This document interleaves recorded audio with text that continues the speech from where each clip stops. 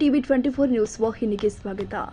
ದಾಂಡೇಲಿ ನಗರದ ಹೊರವಲಯದಲ್ಲಿ ಇರುವ ಸಕ್ಕಲಗ ಗ್ರಾಮದಲ್ಲಿ ತ್ಯಾಜ್ಯ ವಿಲೇವಾರಿ ಘಟಕದಲ್ಲಿ ಕಳೆದ ಹಲವಾರು ತಿಂಗಳಿನಿಂದ ಕಸದ ರಾಶಿ ವೈಜ್ಞಾನಿಕವಾಗಿ ವಿಲೇವಾರಿಯಾಗದೆ ಗುಡ್ಡಗುಡ್ಡವಾಗಿ ಬಿದ್ದಿರುವುದು ಸ್ಥಳೀಯರಲ್ಲಿ ತೀವ್ರ ಆತಂಕ ಮತ್ತು ಆಕ್ರೋಶಕ್ಕೆ ಕಾರಣವಾಗಿದೆ.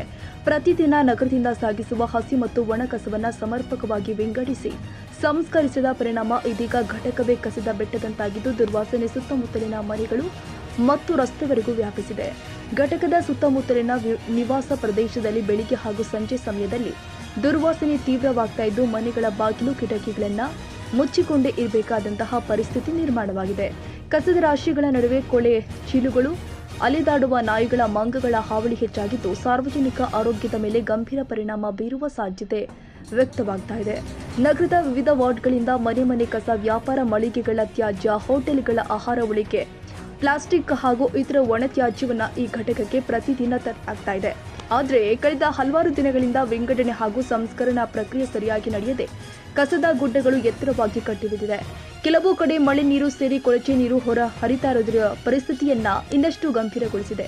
ಕಸವನ್ನ ವೈಜ್ಞಾನಿಕವಾಗಿ ಪರಿಸರಕ್ಕೆ ಹಾನಿಯಾಗದ ರೀತಿಯಲ್ಲಿ ವಿಲೇವಾರಿ ಮಾಡುವುದರ ಮೂಲಕ ಕಸದಿಂದ ರಸ ತೆಗೆದು ಲಾಭ ಮಾಡಿಕೊಳ್ಳುವ ಯೋಜನೆ ಇಲ್ಲಿ ಸಂಪೂರ್ಣ ವ್ಯರ್ಥವಾಗಿದೆ. ವಿಲೇವಾರಿ ಘಟಕ ಕೇವಲ ಆಟಕ್ಕುಂಟು ಲೆಕ್ಕಕ್ಕಿಲ್ಲದಂತಾಗಿದೆ.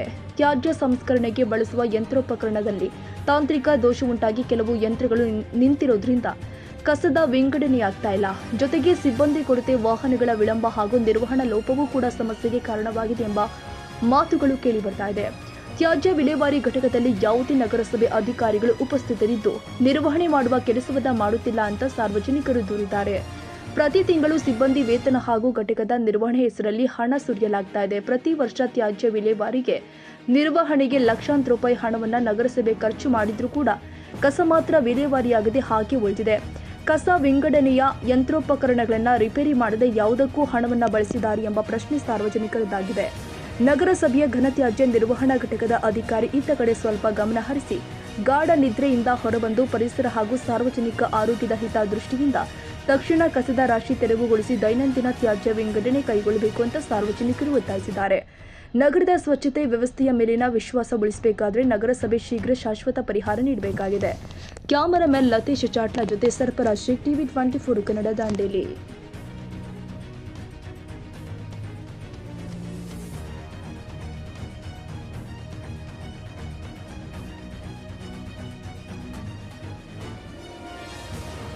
ಕನ್ನಡಿಗರ ಮೆಚ್ಚಿನ ನಿಮ್ಮ ಟಿವಿ 24 ಕನ್ನಡ ನ್ಯೂಸ್ ವಾಹಿನಿ ಇದೀಗ ಟಿವಿಯಲ್ಲಿ ಲಭ್ಯ.